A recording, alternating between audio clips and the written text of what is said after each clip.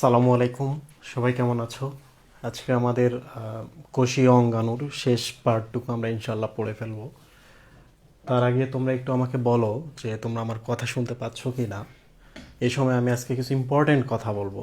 যদি তোমরা সম্মত হও তাহলে আমরা আজকে একটু নতুন করে প্ল্যান সেট করি, কারণ আমাদের কোর্সটা শেষ করতে হবে। তোমরা কি সবাই আমার কথা শুনতে পাচ্ছ?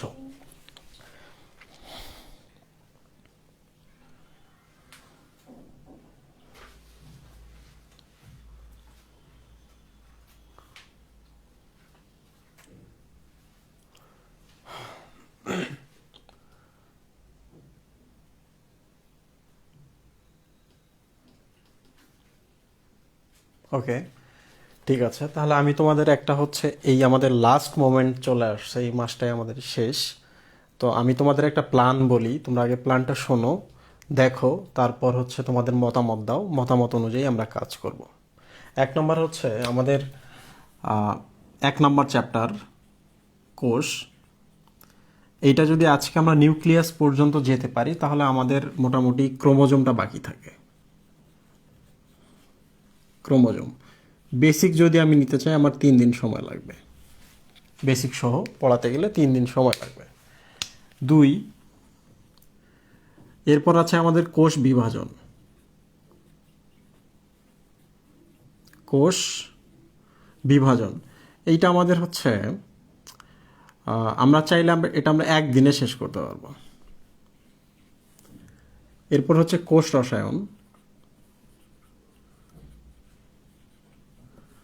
তো এইটা শেষ করতে গেলে আমাদের সময় লাগবে 3 থেকে 4 দিন, মানে বেসিক সহ আর কি। যেমন এই চ্যাপ্টারটা আমরা 4 দিনে শেষ করতে চেয়েছিলাম, আজকে আমাদের 4 দিন হচ্ছে, কিন্তু আমরা চ্যাপ্টারের অর্ধেক শেষ করছি। কারণ প্রত্যেকটা টপিক আমাকে তোমাদের ডিটেল পড়াই আমি, কারণ এভাবে আমি তোমাদের সাথে কথা বলেছিলাম এবং তোমরা এইটা মেনেই বা এইটা জেনেই সম্ভবত আগ্রহ প্রকাশ করেছিলে আমাদের কোর্সের প্রতি। আর বাকি রইল হচ্ছে একেবারে 11 চ্যাপ্টার, 11তম, আর হচ্ছে 12তম, রাইট? তো একটু বলে রাখি, আমাদের একাডেমিক ক্লাসে এই 3টা চ্যাপ্টার হয়ে গেছে। তো আমরা যদি এমন এক কাজ করি, আমাদের কিন্তু মডেল টেস্ট শুরু হবে 7 থেকে 10 তারিখের মধ্যে, 7 থেকে 10 ফেব্রুয়ারি। ওকে, 7 থেকে 10 ফেব্রুয়ারি। তো আমরা যদি এইগুলো এইভাবে পড়তে চাই তাহলে দেখো 3 দিন, 4 দিন, 3 দিন, তাহলে হচ্ছে 7 দিন। 11তম মধ্যে এটা লাগবে 2 দিন, 8 দিন, 9 দিন, এইটা লাগবে 4 দিন। 9 আর 4 হচ্ছে 9 আর 4 হচ্ছে মোটামুটি 13 দিন, মানে হচ্ছে প্রায় 1 মান্থ। তার মানে আমাদের ফেব্রুয়ারির 15 তারিখ থেকে 18 তারিখ চলে আসবে।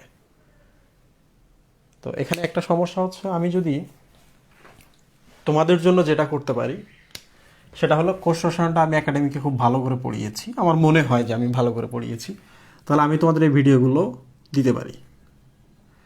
কোষ বিভাজনটা একাডেমিক ক্লাস, এটা আমার ফার্স্ট চ্যাপ্টার ছিল একাডেমিক ক্লাসে, যদিও একটু ওই সময় আমি অনলাইনে ইউজ টু ছিলাম না, তো কথা বলতে একটু যেটা হয়েছে যে অনাড়ি কথাবার্তা বলেছি। বাট তোমরা যেহেতু জানো সেকেন্ড ইয়ার এডমিশন প্রিপারেশন নিচ্ছ, আমার মনে হচ্ছে তোমরা ভালো বুঝতে পারবা, ডিটেল পড়িয়েছি আমি। তো এইটাও আমি তোমাদের দিতে পারি। আর এই যে এখান থেকে ক্রোমোজোমের পার্টটুকু একাডেমিকে আমি পড়িয়েছি অ্যাভারেজ, আমি নিজে স্যাটিসফাইড না, বাট অ্যাভারেজ। বাট আমার মনে হচ্ছে যে তোমরা এখান থেকে এটাও আমি তোমাদের দিতে পারি, তোমরা এটা দেখে নিতে পারবা। তো এতে যে সুবিধাটা হচ্ছে, ভার্সিটিতে, কারণ মেডিকেলের পাশাপাশি আমাদের ভার্সিটিতেও চান্স পেতে হবে।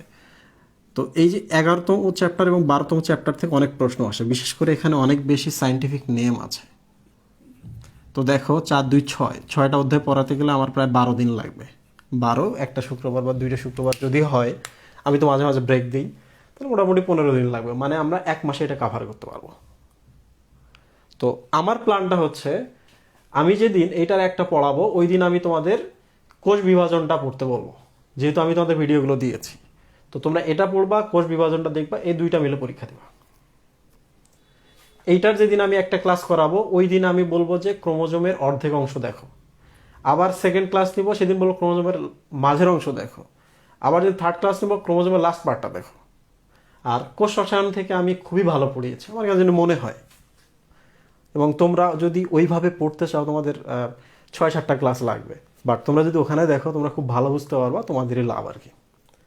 তো তোমরা একটু আমাকে মতামত দাও যে আমি যদি এটা শুরু করি আমাদের এগুলোও কাভার হবে, ইন টাইমে কাভার হবে, আর আমাদের আলটিমেট টার্গেট কিন্তু মডেল টেস্ট, কারণ মডেল টেস্টে গিয়ে আমাদের যত ল্যাকিংস আছে সলভে গিয়ে কিন্তু আমরা সলভ করতে পারবো, খুব ইম্পর্ট্যান্ট। এবং ওই সময় কিন্তু পড়াটা গুছিয়ে ফেলতে পারবো। আমি জানি তোমরা কেমিস্ট্রি পড়ছো, ফিজিক্স পড়ছো, ম্যাথমেটিক্স পড়ছো, তো ওগুলো ওনারা কাভার করে ফেলছে, বাট আমি দেখো তোমাদের 60+70 মতো ক্লাস নিয়েছি, তারপরেও কিন্তু আমাদের কাভার হয়নি, কারণ আমরা ডিটেল পড়ে গেছি। তো তোমাদের হাতেই শুধু একটা অপশন আছে, এখানে আমার কোনো মতামত নাই। তোমরা যতজন লাইভে আছো আমি তোমাদের মতামত দিতে পারি, তোমরা শুধু আমাকে বলো ইয়েস অর নো, তাহলে আমি ওই অনুযায়ী প্রসিড করব। তাহলে আমরা এই চ্যাপ্টারটা একাডেমিকে পড়ানো হয়নি, অ্যাডমিশনে পড়ানো হয়নি, তাহলে এই চ্যাপ্টার দুটো আমি ধরতে পারি, এই ভিডিওগুলো আমি দিতে পারি, এক্সাম আমি একসাথে নিতে পারি। তো তোমরা একটু বলো,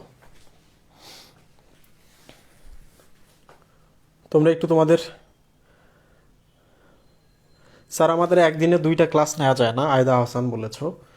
হ্যাঁ সম্ভব ছিল, কিন্তু আমি তো নিজে একটা করে ক্লাস নিই আর বাকি সময়টা আমি নিজের কাজে লাগাই, কারণ ওই সময়টা যদি আমি না লাগাই তাহলে আমি নিজে ডিপ্রেসড হয়ে পড়বো। ওইটা আমার রিক্রিয়েশনের জন্য, ওই সময় তোমাদের জন্য বই লিখি, আমার লেখার জন্য বই লিখি। তো একদিনে 2টা ক্লাস নেওয়া সম্ভব না, এবং প্রত্যেক দিন ক্লাস নেওয়াও তো সম্ভব না। তো আমি একটা অপশন তোমাদের দিয়ে দিব, সেটা হলো 11তম ক্লাসের দিনে একটা ক্লাস, একটা ক্লাস।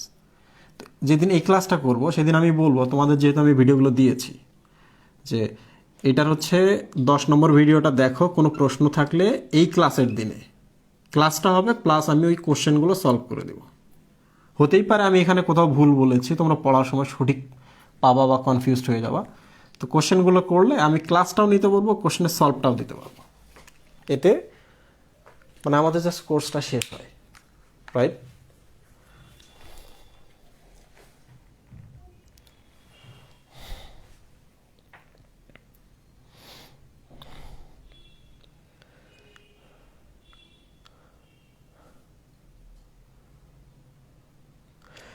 আচ্ছা, তো তোমাদের আরেকটা কথা বলে রাখি। তো একজন হচ্ছে, আচ্ছা নাইমুর রহমান বলেছো ভাইয়া ভিডিও দিতে পারেন, তবে দাগানো পিডিএফ দিয়েন সাথে, না হলে একাডেমিকে অনেক এক্সট্রা পড়তে হয়। তো আমি এই কথাটা রাখতেই পারি না, কেন যে পারি না, হয়তো অকারণে আমি বেশি ব্যস্ত থাকি। তো আমরা হচ্ছে 2জন মেডিকেল স্টুডেন্ট নিয়োগ দিয়েছি নতুন করে, সলিমুল্লাহ মেডিকেল কলেজের 2জন আছে আমাদের সাথে, ডিএমসির আমার কিছু স্টুডেন্ট আছে, ছোট ভাই আছে। তো ওরা যেহেতু বাইরে আছে ওরা আসতে পারছে না, লোকাল সলিমুল্লাহ আমরা 2জন পেয়েছি। তো ওরা আমাদের বাসায় বা অফিসে এসে কোলাবোরেট করে কাজ করবে। তো আমি কিন্তু তখন আমি কাজ করব, তো ওরা আমার হয়ে এই দিকটা দেখবে। তো ঠিক আছে, যেহেতু আমি এগুলো তোমাদের পড়াবো না, বলবো না যে এখান থেকে প্রশ্ন আসবে, তাহলে আমি দাগায় দেব, কথা দিচ্ছি আমি দাগায় দিব, সবগুলো চ্যাপ্টারই দাগায় দেব। তো আরেকটা কথা বলি,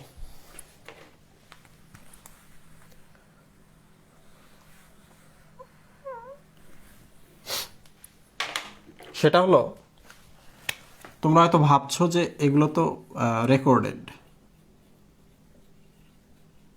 এগুলো তোমরা ভাবছো রেকর্ডেড, তো প্রবলেম হলে আমি তো সলভ করবো। দ্বিতীয়ত হচ্ছে দেখো, মডেল টেস্টে কিন্তু আমি তোমাদের 16টা ক্লাস, মোর দ্যান 2 আওয়ার্স, মানে 32 আওয়ার্স ক্লাস নেব।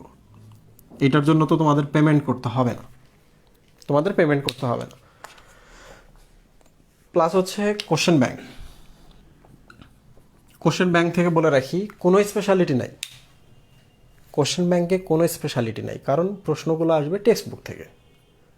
তো আমি রাজীব হোসাইন সরকার বলো, কিংবা খান একাডেমির সালমান খান যদি এসেও কোশ্চেন ব্যাংক বানায়, তাকে বই থেকে লাইন বাই লাইন শব্দ বাই শব্দ তুলে দিতে হবে। তো আমি যেটা করেছি, কোশ্চেনগুলো আমি একটার পর একটা ধাপে ধাপে সাজিয়েছি, প্রত্যেকটা টপিক থেকে কি কি কোশ্চেন হতে পারে। তো তুমি টপিকটা পড়বা, পড়ার পর ওই কোশ্চেনগুলো দেখলে আনসারগুলো পারবা, এবং তুমি যখন এক্সাম দিবা ফাইনাল, মানে প্রিপারেশন যখন নিবা বা হচ্ছে বই যখন রিভিশন দিবা, একই সাথে পড়াও হয়ে গেল, কোশ্চেন ব্যাংক দেখে সলভও হয়ে গেল। কোশ্চেন ব্যাংকে তো এক্সারসাইজ পার্ট আছে, অতীতকালের কোশ্চেন আছে, তো সব মিলিয়ে তোমার পড়াটা গুছিয়ে যাবে এখানে। 2, এই 32 ঘন্টার ক্লাসে আমি তো যেগুলো রেকর্ডেড দিয়েছি, এখানে তো তোমাদের প্রশ্ন থাকবেই, রাইট? পাশাপাশি এগুলোতেও তো থাকবে, পড়ালেও আগে যেগুলো পড়িয়েছি ওগুলোতেও থাকবে। তো এই 32 ঘন্টা এক্সট্রা, তার মানে আমি যদি কোর্সটা এখন শেষ করে দিতাম এগুলো পড়িয়ে, এটা পড়াতাম না, মডেল টেস্টটা পড়াতাম না তোমাদের। বাট যেহেতু তোমাদের জন্য এটা এক্সট্রা মডেল টেস্ট অংশটুকু, তাই মনে হচ্ছে যে রেকর্ডেডটা দিলে তোমাদের কোনো ক্ষতি হবে না।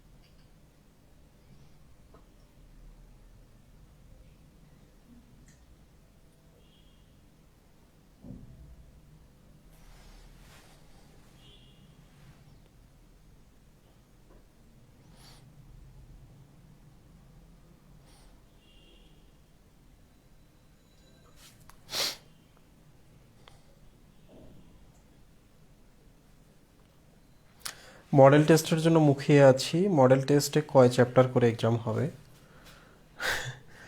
তোমাদের যদি এমন হতো যে কোভিড নাই, তাহলে তোমাদের 2 মাসেই কিন্তু বায়োলজিটা শেষ করতে হতো। তো 2 মাসে হচ্ছে টোটাল 24টা ক্লাস। 24টা ক্লাসে দেখা যেত যে মডেল টেস্টের সময়টা নিয়ে রাখলে 13 থেকে 14টা ক্লাস হতো বা 20টা ক্লাস হতো। 20টা ক্লাস দিয়ে কোর্স শেষ হয়ে যেত। তখন তো ডিটেল পড়ানোর সুযোগ থাকতো না। আর যে পরিমাণ ডিটেল তোমরা পড়ছো, অনেক প্রশ্ন আছে যেগুলো তোমাদের চোখের সামনে আসলে না পারলেও পারবা। 1-2টা যদি এক্সট্রা পারো অন্যের থেকে, আমার মনে হয় ওইটাই তোমাদের প্রাপ্তি।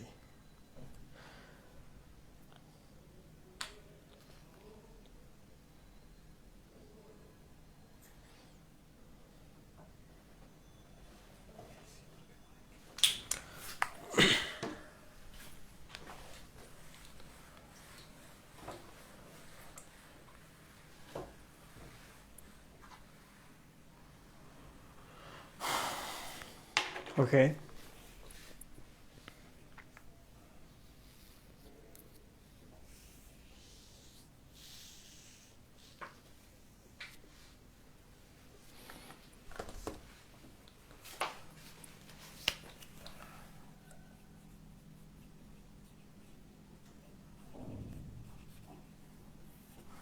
আজকে আমাদের টপিক হচ্ছে সেন্ট্রিওল। তো সেন্ট্রিওল থেকে কি কি প্রশ্ন আসতে পারে, সাথে 2-1টা অতিরিক্ত কথা বলবো। যেটা প্রশ্ন আসবে আমি এটা বলবো তোমাদের। দেখো, সেন্ট্রি আছে, সেন্ট্রি মানে হচ্ছে সেন্টার, রাইট? সেন্টার মানে হচ্ছে কেন্দ্র। কেন্দ্র মানেই হচ্ছে কেন্দ্রিকা, কেন্দ্রিকা মানেই হচ্ছে নিউক্লিয়াস,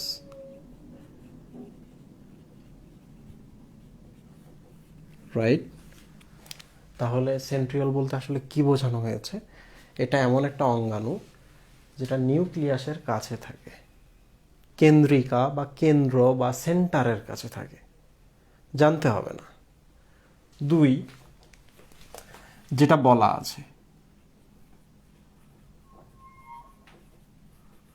স্বপ্রজনন ক্ষমতা সম্পন্ন, এই শব্দটা জানতে হবে এডমিশনের জন্য। স্বপ্রজনন ক্ষমতা সম্পন্ন।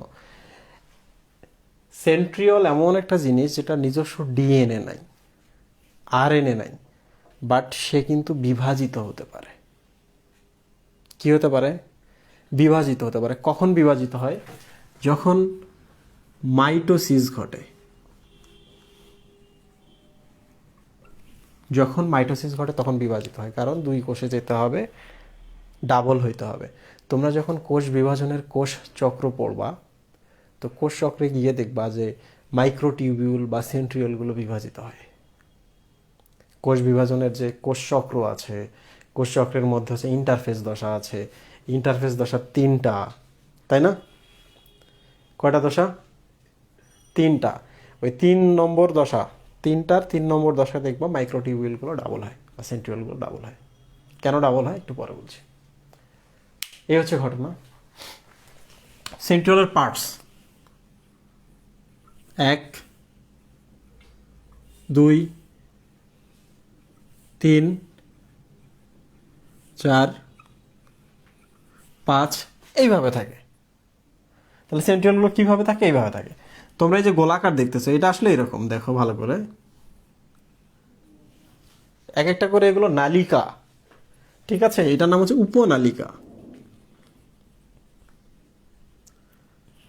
তাহলে এখানে আরো একটা আছে,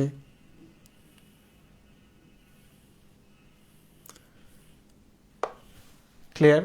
তো দেখে মনে হচ্ছে না এগুলো টিউবের মতো, যেহেতু ছোট টিউব, অনেক ছোট টিউব, এই জন্য এগুলোর নাম হচ্ছে টিউবিউলস বা মাইক্রোটিউবিউলস।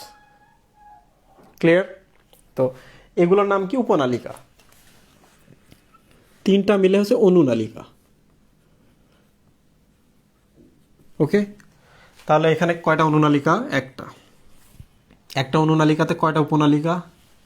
3টা। একটা অনুনালিকা 2টা, 3টা, 4টা, 5টা, 6টা, 7টা, 8টা, 9টা থাকে। তাহলে এখন প্রশ্ন হতে পারে যে সেন্ট্রিওলে, একটি সেন্ট্রিওলে, এই যে একটা সেন্ট্রিওল দেখতেছো, সেন্ট্রিওলে অনুনালিকা কয়টা থাকে? 9টা। টোটাল উপনালিকা কয়টা? একটা অনুনালিকাতে 3টা উপনালিকা আছে, তাহলে 27টি, রাইট? 1, 2। তো এই যে জিনিসগুলাকে আমি এবার করি।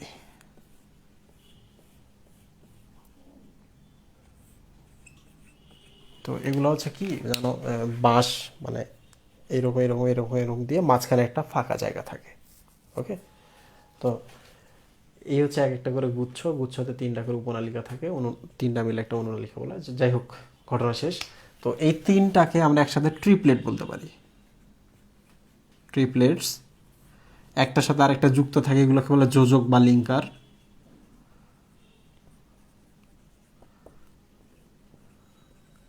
আর একটা থাকে প্রাচীর বা ওয়াল। এখানে ওয়ালটা দেখা যায় না, এখানে ওয়ালটা দেখা যাচ্ছে না। ওকে, তো আমি এটা গঠন বিস্তারিত পড়াবো না, এটা একাডেমিক ক্লাসে আছে। তো আমি এরপরের অংশটুকুতে চলে যাই।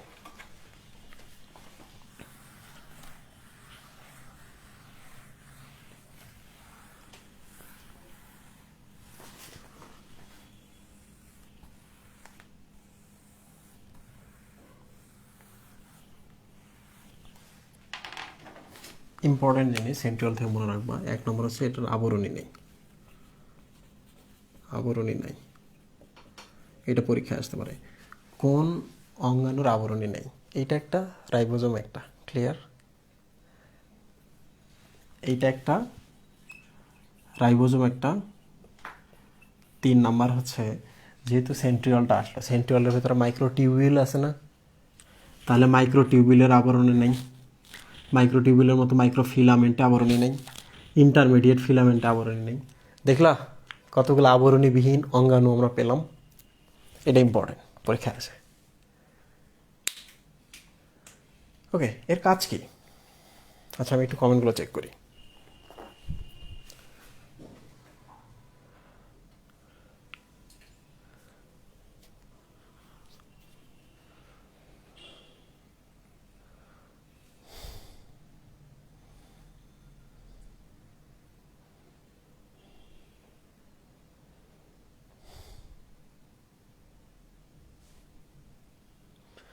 আর স্ক্রিনের দিকে তাকায় থাকতে ভালো লাগে না ভাই, তাকালেই টপ টপ করে চোখের পানি পড়ে।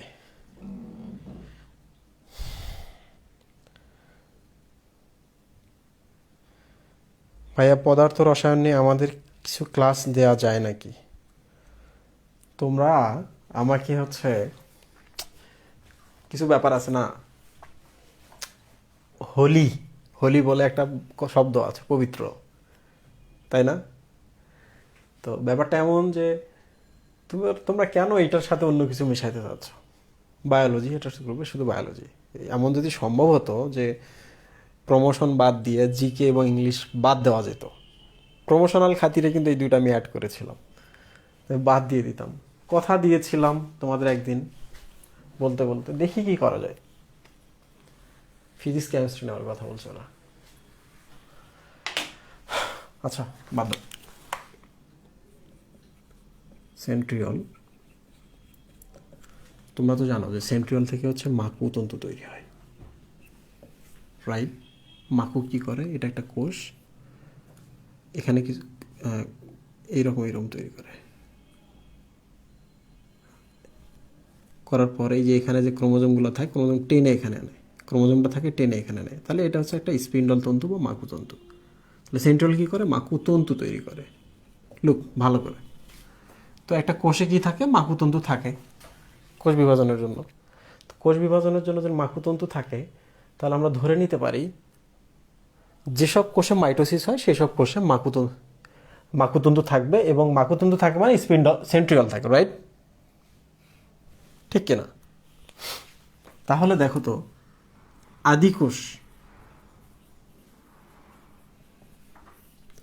আদিকোষে কি সেন্ট্রিওল থাকবে? আদিকোষ মানে একটা ব্যাকটেরিয়া।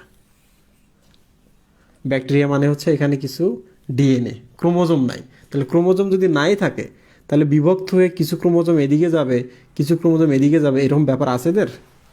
নাই। তাহলে আদিকোষীতে সেন্ট্রিওল নাই। আমরা একটা পেলাম, এটা পরীক্ষা প্রশ্ন হয়, কোনটিতে সেন্ট্রিওল নাই? আদিকোষী। তাহলে থাকবে কাদের ক্ষেত্রে? দেখো, শৈবাল থাকে,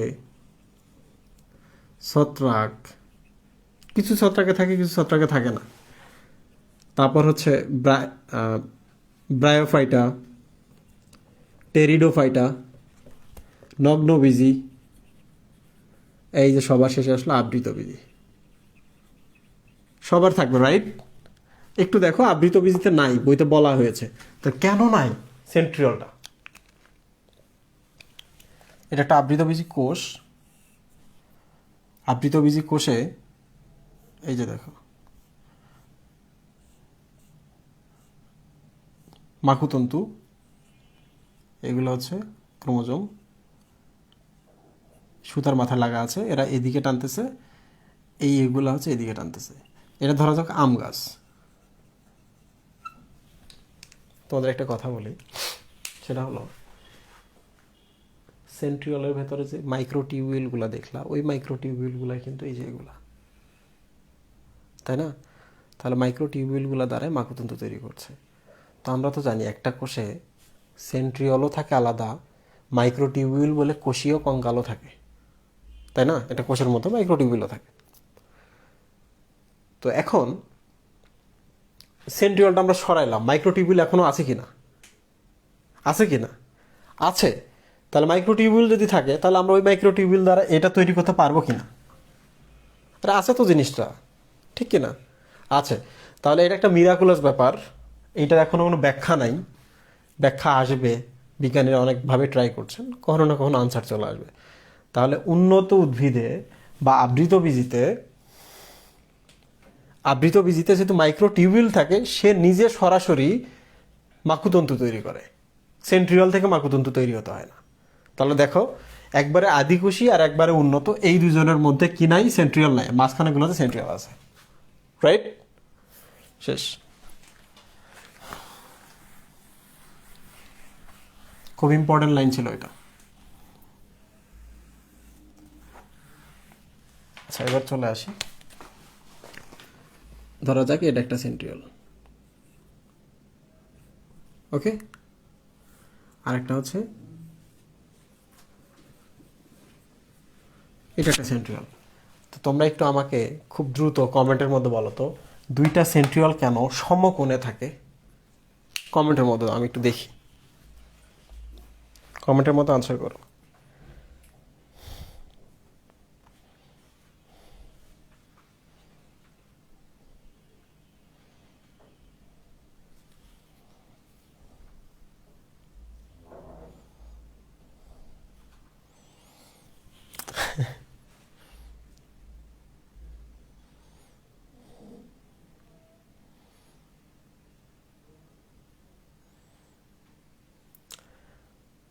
যারা কোষ রসায়নে অনেক চিন্তা করছো,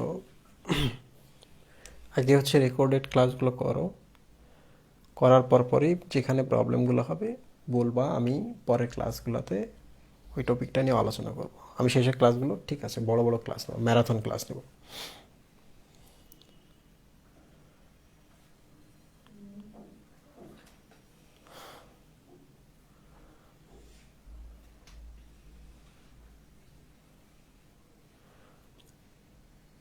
স্পিন্ডল তন্তুগুলো তৈরি হওয়ার সময় যেন কোষের ডানে বামে উপর নিচে সব জায়গায় ছড়াতে পারে, তাই। তাসনিম মাহমুদ অনিক, সাবাস।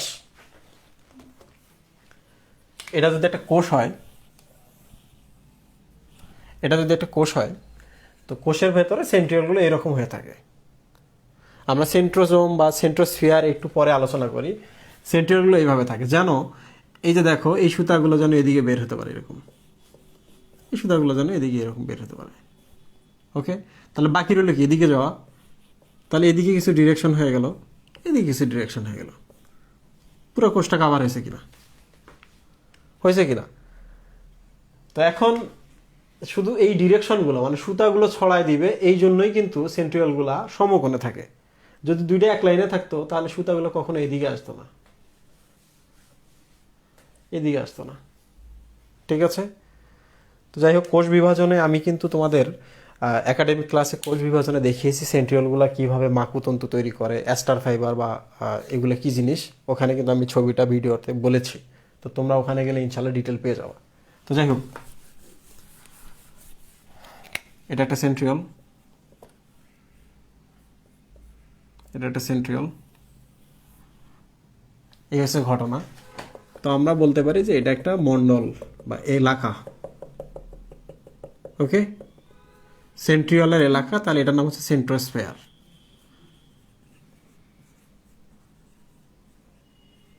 এই যে এগুলা, এটা হচ্ছে সেন্ট্রিওল, দুইটা মিলে বলা হয় সেন্ট্রোসোম। সোম মানে হচ্ছে একটা বস্তু বা একটা জিনিস, পুরোটা মিলে একটা হচ্ছে জিনিস, সেন্ট্রোসোম। যেহেতু দুইটা করে থাকে এই জন্য এটাকে বলা হয় ডিপ্লোসোম। ডিপ্লো মানে ডাইপ্লো, ডাই মানে হচ্ছে দুই। ক্লিয়ার? শেষ।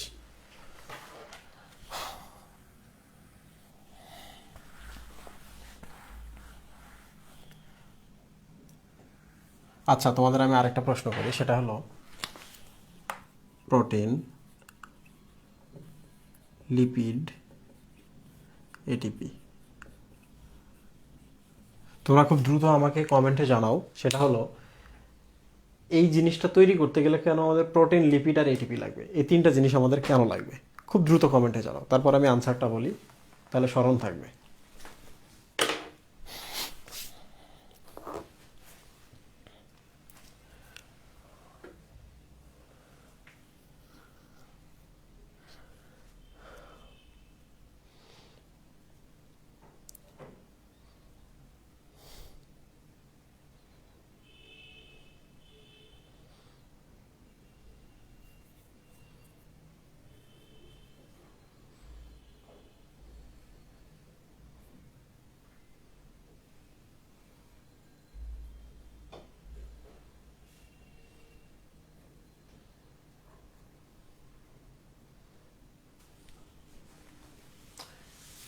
প্রোটিন, লিপিড,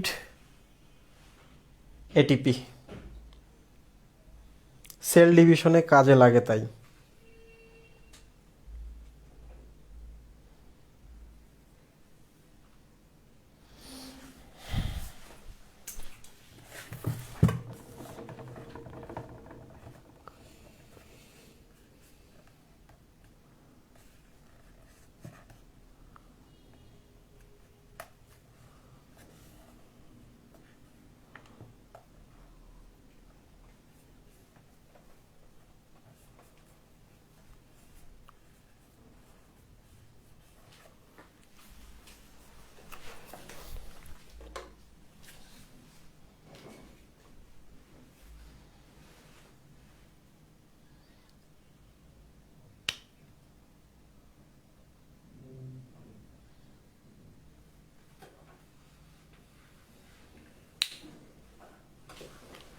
ওকে, এক, কেন প্রোটিন লাগবে? এই যে এই জিনিসগুলো আছে, এই জিনিসগুলো নিজে প্রোটিনের তৈরি।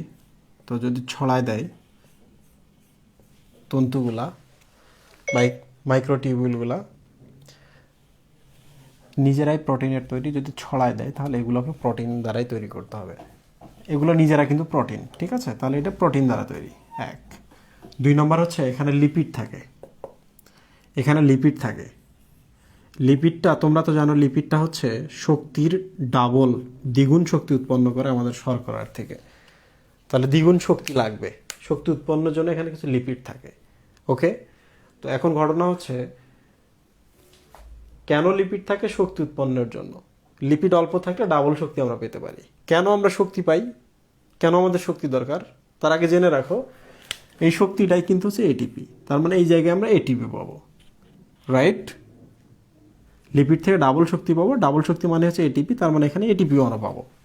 ওকে, তো কেন ডাবল শক্তি লাগবে? কারণ তুমি যখন মাঝখানে একটা ক্রোমোজোম এই অবস্থায় আছে, তুমি কোষের এই দিকে আর এই দিকে এই ক্রোমোজোমটা অর্ধেক অর্ধেক করে টেনে নিয়ে যাবা। ওকে, তো এ আসে লাগছে এর সাথে, এ এসে লাগছে এর সাথে, তো টেনে আনার জন্য তোমার এটিপি লাগবে, শক্তি লাগবে। ক্লিয়ার? তার মানে এই দুইটাকে তুমি যদি বিভাজন করতে চাও, বিভাজন করে অর্ধেক এদিকে আনো আর অর্ধেক ওদিকে নিয়ে যাও, তাহলে তোমাকে এটিপি লাগবে, মানে একে এটিপি লাগবে আর কি, তোমাদের না।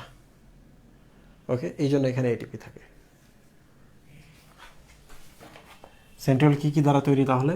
Protein, lipid, ATP.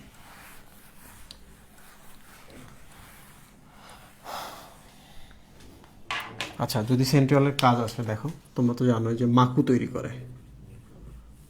দুই, মাকু দ্বারা কি হয়? এগুলো দ্বারা কি হয়? কোষ বিভাজন হয়, রাইট? ঠিক কিনা?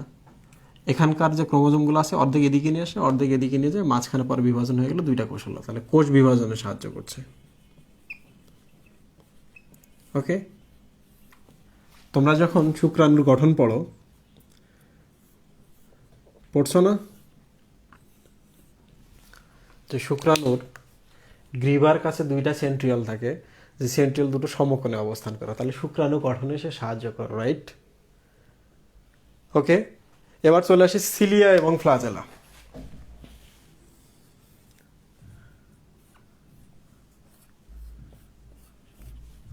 এই মুহূর্তে ধরা যাক এগুলো সিলিয়া। তো সিলিয়া দ্বারা কি করে? সিলিয়াগুলো এরকম নড়াচড়া করে সুতার মতো। তাহলে সিলিয়ার মাঝ বরাবর যে তন্তুগুলো থাকবে এগুলাই হচ্ছে সেন্ট্রিয়াল দ্বারা তৈরি। সেম ফ্লাজেলার ক্ষেত্রেও একটা ফ্লাজেলা নাড়িয়ে নাড়িয়ে একটা কোষ চলাচল করে, তাহলে ফ্লাজেলার মাঝখানে যে মেরুদণ্ডটা আছে এই মেরুদণ্ডটাও তৈরি হবে সেন্ট্রিয়াল দ্বারা। কারণ আমরা তো জানি সেন্ট্রিয়াল মানে হচ্ছে একটা বিম, একটা লাঠি, রাইট? ওই যে সরু সরু সরু সরু নালীগুলো একসাথে হয়ে তো হচ্ছে একটা লাঠি বা একটা বিম বা একটা বাঁশের মতো তৈরি করলো অক্ষ, রাইট? সাবধানে যাও। তো এই হচ্ছে ঘটনা। তো এখান থেকে প্রশ্ন আসতে পারে যে সেন্ট্রিওলের কাজ নয় কোনটি? মাকু, কোষ বিভাজন, সিলিয়া, ফ্লাজেলা এবং শুক্রাণু গঠন। ওকে, আমি একটা ছোট্ট ব্রেক নিই 3 মিনিটের। ব্রেকের পর এসে আমি বাকিটা পড়াচ্ছি।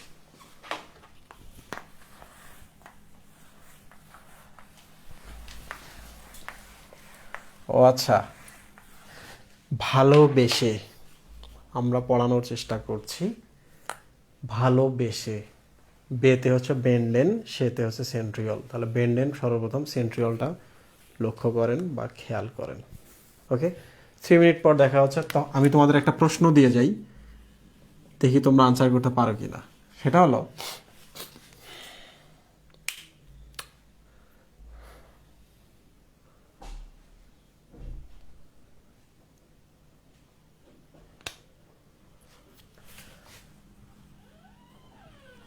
মাইক্রো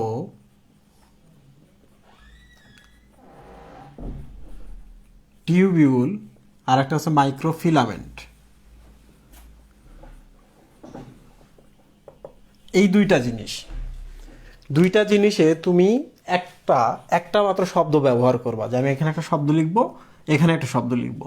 এবং ওই শব্দটা দেখেই আমি পুরো এর কাজটা মনে রাখতে পারবো বা বুঝতে পারবো যে এই শব্দের সাথে কোনো না কোনোভাবে মিলতেছে। তো কাজটা মানে তুমি যদি সেটা না পারো তাহলে বলো যে মাইক্রোফিলামেন্টের কাজ কি, টিউবেলের কাজ কি, এক কথায় বলবা। ঠিক আছে, তোমরা আনসার দাও, আমি আসতেছি 3 মিনিট পরে।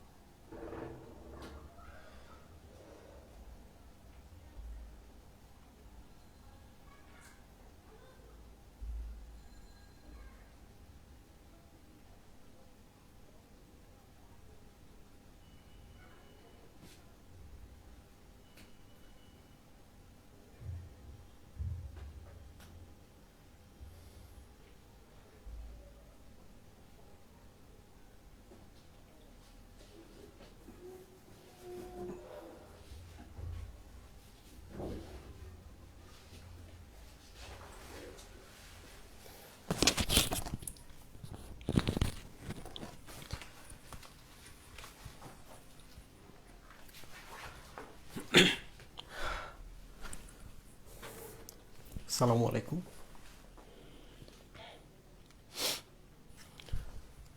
আচ্ছা, আমাদের 3 মিনিট শেষ হয়ে গেছে।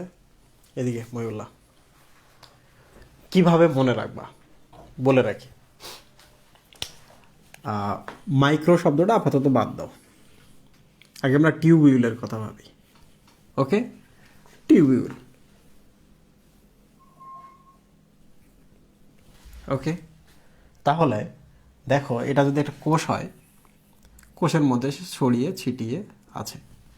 তো 1 নম্বর হচ্ছে কাঠামো তৈরি করতেছে, রাইট? তাহলে এগুলো যে কোনো একটা বস্তু এই জায়গায় আছে, সে ওখানে ওকে আটকে রাখছে, এখানে থাকছে আটকে রাখছে, এরকম একটা ব্যাপার আছে। তার মানে একটা কোষের সে প্রথমে কঙ্কালটা তৈরি করলো, কোষের প্রথমে কঙ্কালটা তৈরি করলো সে। কঙ্কালে যেমন আমাদের পেশিগুলা, হৃৎপিণ্ডটা হৃৎপিণ্ডের জায়গায় আছে, কিডনিটা কিডনির জায়গায় আছে, সব কিছু সব জায়গায় আছে। জাস্ট কাঠামোটা মনে রাখলেই হবে। টিউবিল মানে হচ্ছে টিউব, টিউব মানে দেখো এই যে এরকম লম্বা লাঠির মতো, লম্বা লাঠি মানে হচ্ছে হাড্ডি, হাড্ডি মানেই হচ্ছে কঙ্কাল, কঙ্কাল মানেই হচ্ছে একটা কাঠামো। তার কাঠামো একটা তৈরি করছে। ওকে, তাহলে দেখো সব কিছু যে সব জায়গায় রাখছে। তো রাখলে দেখো কেউ কোথাও থেকে নড়ছে না, দ্যাট মিনস হচ্ছে দৃঢ়তা, দৃঢ়তা দিচ্ছে বিভিন্ন জিনিসকে, রাইট? দৃঢ়তা দিচ্ছে। যখন দৃঢ়তার ব্যাপার চলে আসে তখন কিন্তু দেখো কোষ ঝিল্লি আর কোষ প্রাচীর এই দুইটার কথা আমরা এখন চিন্তা করি। দৃঢ়তার কথা যদি চলে আসে, ঝিল্লি একটা পর্দা, প্রাচীর মানে একটা দেয়াল, তাহলে সেই কোষ প্রাচীরটাও গঠনে সাহায্য করছে, রাইট? আবার একবার চিন্তা করো তো এই জিনিসটা, সেটা হলো টিউব। টিউব মানে হচ্ছে নালী, রাইট? টিউব মানে কি? নালী। তাহলে নালীর ভেতর দিয়ে কোনো কিছু পরিবহনের ব্যাপার আছে, আছে কি না? টিউব মানে হচ্ছে নালী বা নল, তাহলে নলের ভেতর দিয়ে পরিবহন আছে। তাহলে কোষের ভেতরে সে পরিবহনেও কাজ করে। পরিবহন মানে কি? একটা জিনিস এক জায়গা থেকে আরেক জায়গায় নিয়ে যাচ্ছে। তো আমরা যোগাযোগও তো হচ্ছে, ঠিক কি না?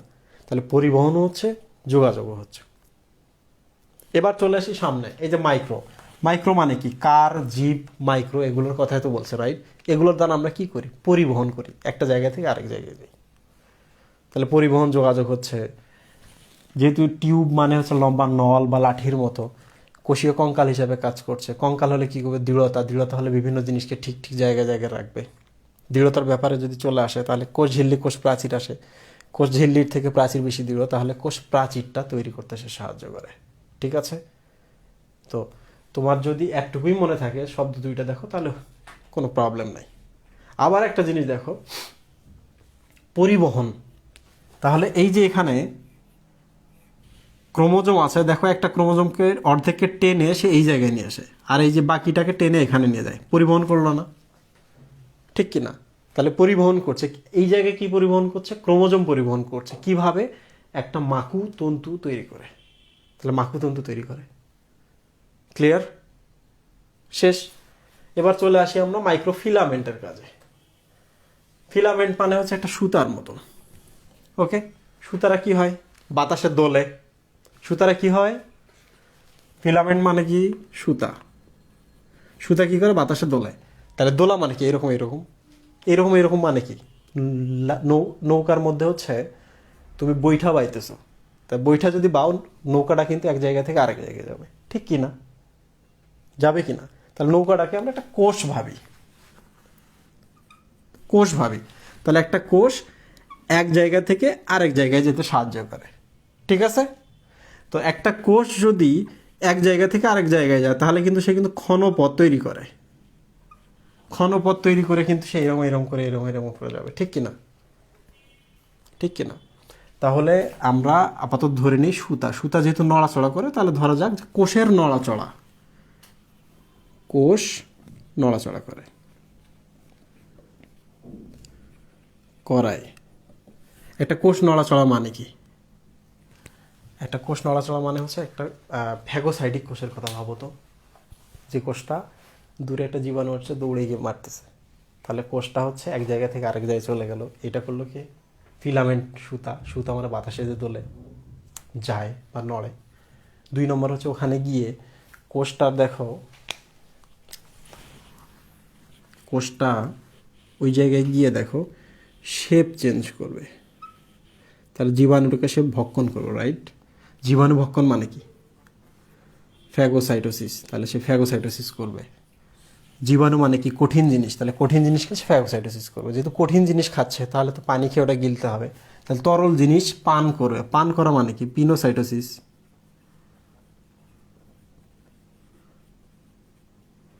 তাহলে সে পিনোসাইটোসিসও করবে, রাইট। আরেকটা জিনিস দেখো ভালো করে, এই কোষটার দেখো সে কিন্তু শেপটা চেঞ্জ করে দিল, রাইট। তাহলে সে একটা কোষের শেপ পর্যন্ত চেঞ্জ করে দেয়। একটা কোষের যদি শেপ চেঞ্জ করে তাহলে সে ফ্যাগোসাইটোসিস করতে পারবে, পিনোসাইটোসিস করতে পারবে, ক্ষণপথ তৈরি করে সে এক স্থান থেকে আরেক জায়গায় যেতে পারবে, রাইট। এই হচ্ছে ঘটনা। তাহলে মাইক্রোফিলামেন্টের হলো এই কাজ। তো এবার চলে আসে ফিলামেন্ট। ফিলামেন্ট মানে সুতা, সুতা মানে হচ্ছে টিন, ওকে। তাহলে ধরা যাক এটা হচ্ছে অ্যাক্টিন। তোমরা তো জানো অ্যাক্টিন কোথায় থাকে, পেশিতে। পেশি কি সংকোচন প্রসারণশীল,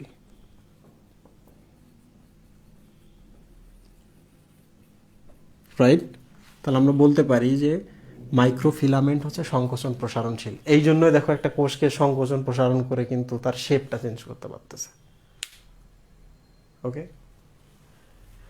তাহলে এই কোষটা একটা সময় ছিল এইরকম, কোষটা আবার এইরকম হয়ে গেল, তাহলে তো কোষের সে আকৃতিটাও চেঞ্জ করলো না? তাহলে কোষের আকৃতিও সে চেঞ্জ করে। তো তুমি যেমন করে ভাবো, শুধু মনে রাখবা ফিলামেন্ট মানে সুতা, সুতা মানে নড়াচড়া করে, নড়াচড়া মানে কি একটা কোষের নড়াচড়া করে। তাহলে কোষটা এক জায়গা থেকে আরেক জায়গায় যায়, এক জায়গা থেকে আরেক জায়গায় যেতে গেলে ক্ষণপথ সৃষ্টি করে, তাহলে ক্ষণপথ সৃষ্টি করতে তাকে চলাচলে সাহায্য করছে। ক্ষণপথ সৃষ্টি করে ফ্যাগোসাইটোসিস করে, তাহলে ফ্যাগোসাইটোসিসে সাহায্য করছে। ফ্যাগোসাইটোসিস যদি করে কঠিন বস্তুর, তাহলে পানি খেয়ে গিলতে হবে, তাহলে পিনোসাইটোসিসও করতেছে, রাইট। এই হচ্ছে ঘটনা, ওকে। তোমরা কি সবাই বুঝতে পারছো?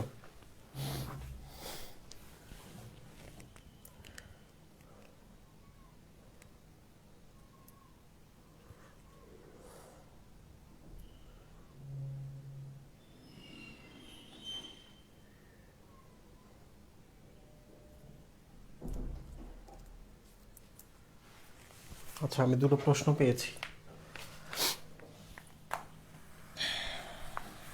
প্রশ্ন দুটো আগে আনসার করি।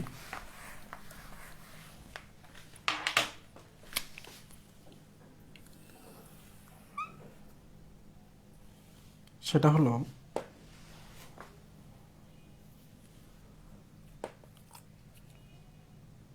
ডাইমেরিক প্রোটিন। তোমরা তো জানো মোনোমার, ডাইমার। ডাইমার মানে সেখানে হচ্ছে দুইটাকে সংযুক্ত করার একটা ব্যাপার আছে। তাহলে দুইটাকে সংযুক্ত করবে যে প্রোটিন, তার নাম হচ্ছে ডাইমেরিক প্রোটিন।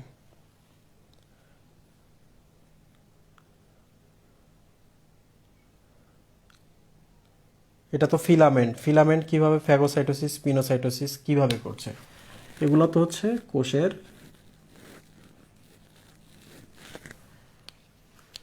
সাইটোস্কেলিটন। স্কেলিটন মানে হচ্ছে কঙ্কাল, সাইটো মানে হচ্ছে কোষ, তাহলে কোষের কঙ্কাল। তাহলে দেখো আমি বলেছি যে এগুলো ফিলামেন্ট। ফিলামেন্ট মানে সুতা, সুতা মানে কি টিন, টিন মানে কিন্তু সুতা। অ্যাক্টিন, মায়োসিন, তার মানে এগুলো সংকোচন প্রসারণ করতে পারে। এখন দেখো তো একটু, এই সুতাটা যদি আমি টান দেই এদিকে, তাহলে এই জায়গাটা কি ভেতরে যাবে না? যাবে কি না? আবার দেখো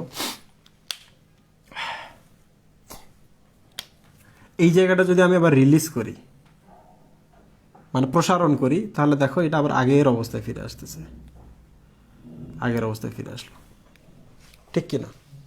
তো এখন আমি একটা কাজ করব, যে আমি এই জায়গায় একটা ক্ষণপথ তৈরি করব, এই জায়গায়। তাহলে আমি এই জায়গাটা টান দিলাম, টান দিলে এই জায়গাটা হচ্ছে একবার ভেতরে ঢুকে যাবে। এই যে এই সুতাটা ধরে টান দিয়েছি, ওকে। আবার এই সুতাটা ধরে যদি আমি এই জায়গাটা টান দিই, তাহলে এই জায়গাটা দেখো ভেতরে চলে গেল। দেখো আমরা একটা ক্ষণপথ পেলাম এখানে, রাইট। তো এইরকম করে সে তার মতো করে, আমি তো এখানে কয়েকটা মাত্র অ্যাক্টিন ফিলামেন্ট দিয়েছি বা হচ্ছে মাইক্রোফিলামেন্ট দিয়েছি, এখানে তো অনেক থাকে। তাহলে সে একটা ক্ষণপথ এই বাসা আরেকটা ক্ষণপথ তৈরি করবে। এখানে একটা বস্তুকে সে করবে কি, এটা আরেকটু প্রসারণ করলে, মনে করো টেনে এই জায়গাটা সামনে নিয়ে চলে আসলো সংকোচন করে, আবার প্রসারণ করলো, দেখা গেলো এই দিকটা পেছনে না বেড়ে প্রসারণ করার সাথে সাথে সামনের দিকে একটু আগায় গেল, তাহলে সে জীবাণুর কাছে চলে যেতে পারতেছে, নিজের শেপটা চেঞ্জ করতেছে, ক্ষণপথ সৃষ্টি করতেছে। করতে পারলে এখানে একটা বস্তু নিল, নেওয়ার পর আবার সে নিজেকে রিলিজ করে দিল, রিলিজ করে দিলে দেখা যাবে এই দুইটা একসাথে লেগে যাবে, জীবাণুটা এখানে আটকে গেল। জীবাণুটা যদি আটকে যায় তাহলে ফ্যাগোসাইটোসিস হয়ে গেল। এইভাবেই সে পিনোসাইটোসিস, ফ্যাগোসাইটোসিস করে।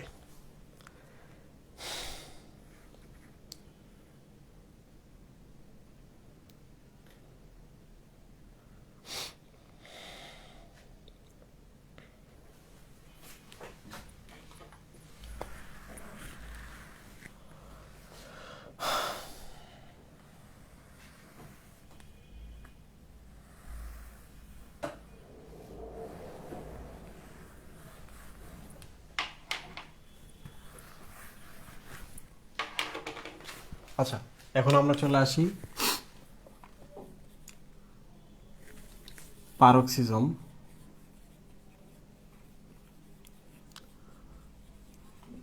পারক্সিজম খুব বেশি এখান থেকে জানতে হবে না। সোম মানে হচ্ছে একটা বস্তু, পারক্সি মানে হচ্ছে পারক্সাইড, হাইড্রোজেন পারক্সাইড, এইটা বোঝানো হয়েছে। ঠিক আছে, এটা একটা বস্তু যার হাইড্রোজেন পারক্সাইডের সাথে কোনো না কোনো একটা সম্পর্ক আছে। ঠিক আছে, তো আমাদের কোষে বিভিন্ন ধরনের বিক্রিয়া ঘটে। তো বিক্রিয়া হলেই সেখানে ভালো পদার্থ উৎপন্ন হবে, কিছু খারাপ পদার্থ উৎপন্ন হবে। এটা একটা খারাপ পদার্থ। এই পদার্থ করে কি, কোষের জন্য টক্সিক, কোষটাকে মেরে ফেলে। এই যে আমাদের বয়স বাড়ে, মানে কোষগুলোর বয়স বাড়ে, কারা ঘটায় এটা? Peroxisome, hydrogen peroxide, right? কারা ঘটাচ্ছে এটা? Hydrogen peroxide. এই যে আমাদের বয়স হবে, চামড়াগুলো ঝুলে যাবে, রিঙ্কেল তৈরি হবে, কারা ঘটাচ্ছে এটা? পারক্সাইড। আমরা যখন হসপিটালে কোনো একটা রুগীর পায়ের উপরে ময়লা আছে, একটা ঘা, বিশাল ঘা, হাত দেওয়া যাচ্ছে না, তো আমরা করি কি, পারক্সাইড ঢেলে দিই, তাহলে যত ময়লা আছে, যত জীবাণু আছে সবগুলো মরে যায়, মানে ফেনা তৈরি হয়ে যায়। এরপর আমরা অন্য আরেকটা তরল দিয়ে ওটা ধুয়ে ফেলে দিই। তাহলে দেখো, হাত না দিয়েও ড্রেসিং করতে পারলাম আমি, রাইট? তাহলে হাইড্রোজেন পারক্সাইডের একই সাথে দেখো হচ্ছে সে নিজে বিষাক্ত, আবার সে কিন্তু জীবাণু ধ্বংস করতে পারে। আমার জন্য বিষাক্ত, জীবাণুর জন্য বিষাক্ত, রাইট? তো যাই হোক, এবার চলে আসি পারক্সিজমের কাজ কি। পারক্সিজম মানে হচ্ছে, সোম মানে বস্তু, পারক্সিজম মানে হচ্ছে পারক্সাইডের সাথে সম্পর্ক আছে। কি সম্পর্ক আছে? আমাদের কোষে যখন এটা তৈরি হয়, এইটাকে আমাদের ভেঙে ফেলতে হবে। কিভাবে? অক্সিজেন এবং পানিতে ভেঙে ফেলতে হবে। এটাও আমাদের শরীরের জন্য ভালো, এটাও আমাদের শরীরের জন্য ভালো, খারাপ না। তাহলে দেখো, এটাকে কেটে আমরা এটা করলাম, কাটলাম, টুকরা করলাম। তো টুকরা করাগুলোকে মেটাবলিজমের ভাষায় বলা হয় হচ্ছে ক্যাটাবলিজম। ক্যাটাবলিজম। এই যে আমরা একটা ভাত খাই, জটিল বস্তু, জটিল বস্তুটা ছোট ছোট ছোট ছোট গ্লুকোজ হয়। তো এই প্রক্রিয়াটার নাম কি? এটাকে তো আমরা কাটলাম, রাইট? তাহলে এই প্রক্রিয়াটার নামই হচ্ছে ক্যাটাবলিজম, রাইট? তাহলে মেটাবলিজম দুই ধরনের, অ্যানাবলিজম এবং ক্যাটাবলিজম। ক্যাটাবলিজম মানে কি? কেটে কেটে টুকরো টুকরো করা, বড়গুলো ছোট হবে। অ্যানাবলিজম মানে কি? যেগুলো ছোট ছোটগুলো বড় হবে। ওকে, তাহলে এখন বলো তো এখানে কি ঘটছে? কেটে ক্যাটাবলিজম করছি, না দুইটাকে একসাথে লাগিয়ে অ্যানাবলিজম করেছি? কি করছি? ক্যাটাবলিজম করেছি। তাহলে ক্যাটাবলিজম যে করবে সেই এনজাইমের নাম কি? Catalase, right? তাহলে পারক্সিজমে ক্যাটালেজ নামক একটা এনজাইম থাকে, যে এনজাইমের কাজ হচ্ছে হাইড্রোজেন পারক্সাইডটাকে ভেঙে টুকরো টুকরো করে। তাহলে দেখো তো, আমরা একটা অক্সিজেন তৈরি করতে পারছি। তাহলে কোষের যদি কখনো অক্সিজেন লাগে, তাহলে কে কাজ করবে? পারক্সিজম। কিভাবে? ক্যাটালেজ এনজাইম দ্বারা হাইড্রোজেন পারক্সাইডকে ভেঙে অক্সিজেন তৈরি করবে। মাঝে মাঝে আবার অক্সিজেন বেশি বেশি খারাপ, মাঝে মাঝে আবার অক্সিজেন খারাপও হয়, কিন্তু আমাদের কোষের জন্য বেশি অক্সিজেনও আবার নেওয়া যাবে না। তো একটুকু জানলেই হবে যে পারক্সিজম কি করে, ক্যাটালেজ ধারণ করে, তার কাজ হচ্ছে হাইড্রোজেন পারক্সাইডকে ভেঙে ফেলা, অক্সিজেনের ঘনত্ব নিয়ন্ত্রণ করা। তো এই পারক্সিজম আছে বলেই কিন্তু আমাদের কোষগুলো নতুন থাকে। ঠিক আছে, যেগুলো পুরাতন হয়ে যায় ওগুলো তো বিভিন্নভাবে মারা যায় অ্যাপোপ্টোসিস প্রক্রিয়ায়। তো যাই হোক, এখান থেকে আর বিস্তারিত পড়তে হবে না। আচ্ছা, একটা প্রশ্ন ছিল, এক স্তরী আর দ্বিস্তরী কোনগুলা? সরি, একটা কোষের মধ্যে আবরণ আছে কাদের? আর হচ্ছে আবরণ নাই কাদের। আবরণ কাদের আছে এবং কাদের আবরণ নাই। তো এটা সহজ আনসার হচ্ছে যেটা আবরণ নাই আমরা এটা শুধু মনে রাখবো। আমি সবথেকে কমন নাম বলছি। 1 নম্বর হচ্ছে রাইবোজোমের আবরণ নাই, এটা আমরা জানি। ওকে।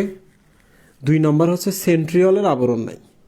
সেন্ট্রিওল বা সেন্ট্রোসোম যাই বলো, আবরণ নাই। 2টা আমরা জানলাম। 3 নম্বর হচ্ছে আমরা তো জানি সেন্ট্রিওলে কি থাকে, টিউবিউল থাকে, তন্তু থাকে, রাইট? তার মানে মাইক্রো টিউবিউল আবরণ নাই, মাইক্রো ফিলামেন্ট আবরণ নাই, আর হচ্ছে ইন্টারমিডিয়েট ফিলামেন্টে আবরণ নাই। কয়টা পেলাম আমরা? 5টা। এই 5টা মনে রাখবা, এদের আবরণ নাই, তাহলে বাকি সবগুলোরই আবরণ আছে। ক্লিয়ার? তাহলে যদি কখনো আসে যে সাইটোস্কেলিটন বা কোষের কঙ্কালে আবরণ আছে কিনা, আমরা তো জানি যে এগুলো এই 3টা মিলে হচ্ছে কোষের কঙ্কাল, আবরণ নাই। ওকে। এবার চলে আসে আমরা পারক্সিজমে আবরণ আছে কিনা। এন্ডোপ্লাজমিক রেডিকুলামগুলো এরকম না?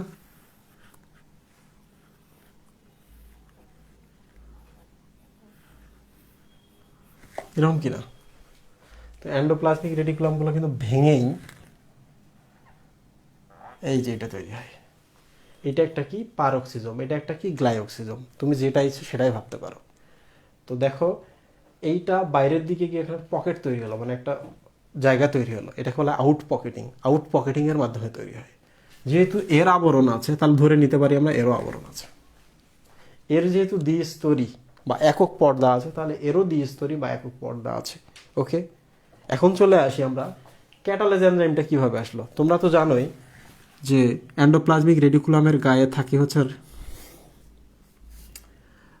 কি থাকে, প্রোটিন ফ্যাক্টরি রাইবোজোম থাকে, রাইট? তো রাইবোজোমগুলো প্রোটিন তৈরি করে। আমরা তো জানি যে যত এনজাইম আছে সবগুলাই হচ্ছে প্রোটিন, রাইট? তাহলে সে প্রোটিন তৈরি করছে, তার মানে সে এনজাইমও তৈরি করছে। এটা এই পাশে এই পাশে এসে এসে এই পাশে এসে এখানে চলে গেল, এবং এটা আলাদা হয়ে পারক্সিজম হিসাবে কাজ করছে। ওকে। তো এবার আমরা চলে আসি গ্লাইঅক্সিজমে। তোমরা কি সবাই বুঝতে পারছো?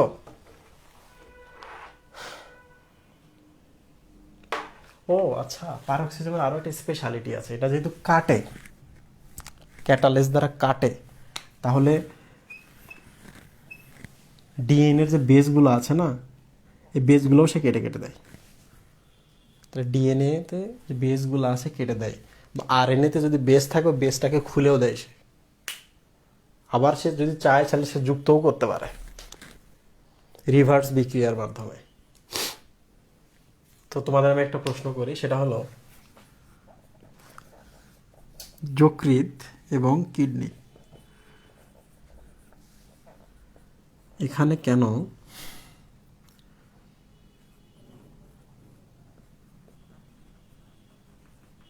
পারক্সিজম বেশি থাকে? এই 2 জায়গায় যকৃৎ এবং কিডনিতে কেন পারক্সিজম বেশি থাকে? খুব দ্রুত আনসার করো তো। বললে কি বিরক্ত লাগছে?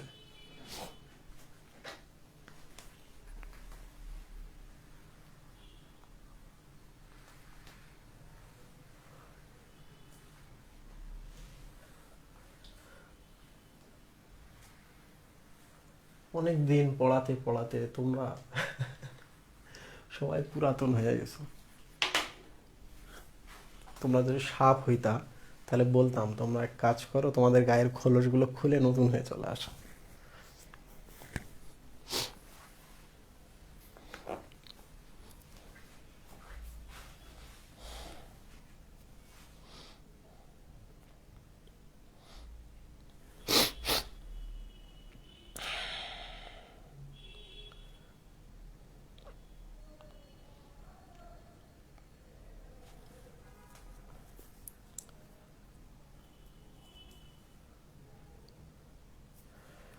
সাবিকুন নাহার বিথি বলেছে মাইক্রোফিলামেন্টগুলো পেঁচানো দ্বিতন্ত্রী দিয়ে। ও আচ্ছা, পেঁচানো দ্বিতন্ত্রী মাইক্রো ফিলামেন্ট। তো আমি এখনই তাহলে লিখি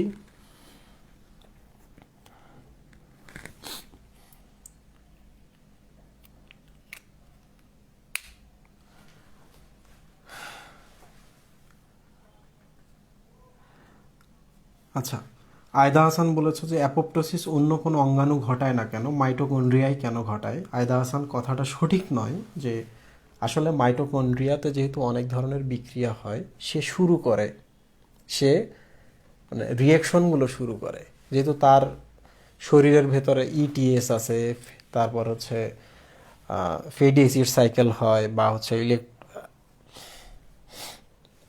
ক্রেবস সাইকেল হয়। তাহলে এই সাইকেল বা চক্রীয় বিক্রিয়াগুলোতে অনেক ধরনের রাসায়নিক পদার্থ অংশ নেয়। তাহলে আমরা ধরতে পারি মাইটোকন্ড্রিয়া হচ্ছে এমন একটা অঙ্গাণু যেটা হচ্ছে গডফাদার টাইপের, মানে এলাকায় যত মাস্তান টাস্তান আছে সবগুলোকে সে তার কেন্দ্র, সেখানে সে আলাপ আলোচনা করে সে সব কিছু নিয়ন্ত্রণ করে। তো মাইটোকন্ড্রিয়ার সাথে এরকম অনেক এনজাইমের, অনেক রাসায়নিক বস্তুর যোগাযোগ আছে কোষের। তো মাইটোকন্ড্রিয়া নির্দেশনা যখন পায় যে এই কোষটাকে ধ্বংস করতে হবে, তখন মাইটোকন্ড্রিয়া করে কি, গডফাদারের মতো এলাকার গুন্ডারে ডাকে, চলে আসো এখানে, এই কোষটাকে ধ্বংস করতে হবে। সে জাস্ট স্টার্টিং করে দেয়। খুন করতে তো হবে, গডফাদার গিয়ে তো আর খুন করবে না, কে করবে? এলাকার যে মাস্তান সে গিয়ে খুন করবে। তাই এলাকার মাস্তানকে লাইসোজোম, লাইসোজোম গিয়ে তাকে মেরে ফেলবে। তো মাইটোকন্ড্রিয়া শুরু করে, বাট অন্যরাও অংশ নেয়।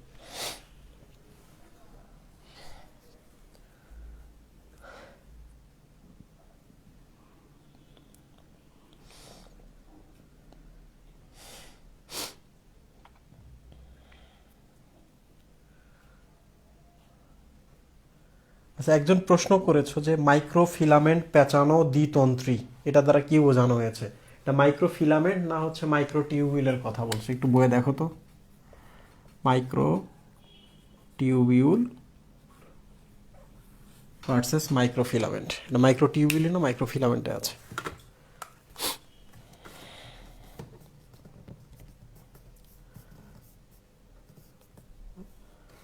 ও আচ্ছা, মাইক্রোফিলামেন্টে আছে। একজন জিজ্ঞেস করেছো যে পেঁচানো দ্বিতন্ত্রী কি? মাইক্রোফিলামেন্টগুলো হচ্ছে এরকম করে থাকে, হেলিক্যাল। হেলিক্যাল মানে হচ্ছে পেঁচানো সিঁড়ির মতো। দেখি কিন্তু ডিএনএ মনে হচ্ছে, রাইট? ডিএনএ না, এটা হচ্ছে হেলিক্যাল। হেলিক্যাল শব্দের বাংলা হচ্ছে পেঁচানো দ্বিতন্ত্রী বা সিঁড়ির মতো পেঁচানো। আর মাইক্রোটিউবিউলগুলো এরকম। ক্লিয়ার? তাহলে এই দুইটার মধ্যে একটা পার্থক্য আছে। মাইক্রোফিলামেন্ট হচ্ছে পেঁচানো দ্বিতন্ত্রী, হেলিক্যাল, আর মাইক্রোটিউবিউলগুলো হচ্ছে এই ধরনের। আশা করি সবাই বুঝতে পেরেছ।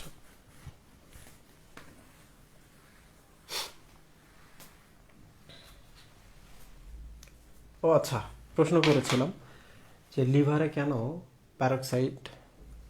প্যারক্সিজম বেশি থাকে? কারণ লিভারে বিক্রিয়া বেশি। তোমরা সঠিক আনসার দিয়েছো। লিভারে বিক্রিয়া বেশি হলে বজ্র মারার জন্য আমাদের বেশি এখানে প্যারক্সিজম থাকতে হবে। কিডনিতেও সেম, ফিল্টার করে সব রক্ত এটার ভেতর দিয়ে যায়, এখানে জীবাণু, এখানে খারাপ জিনিস জমে। তো এগুলোকে মারার জন্য বা ওই জায়গাগুলোকে ডিস্ট্রয় করার জন্য আমাদের প্যারক্সিজম বেশি লাগবে এইসব কোষের মধ্যে। ক্লিয়ার?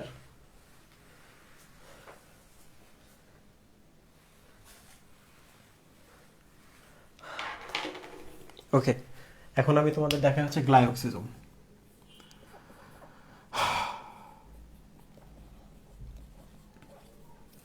সোম মানে হচ্ছে বডি, অক্সি মানে হচ্ছে অক্সিডেশন,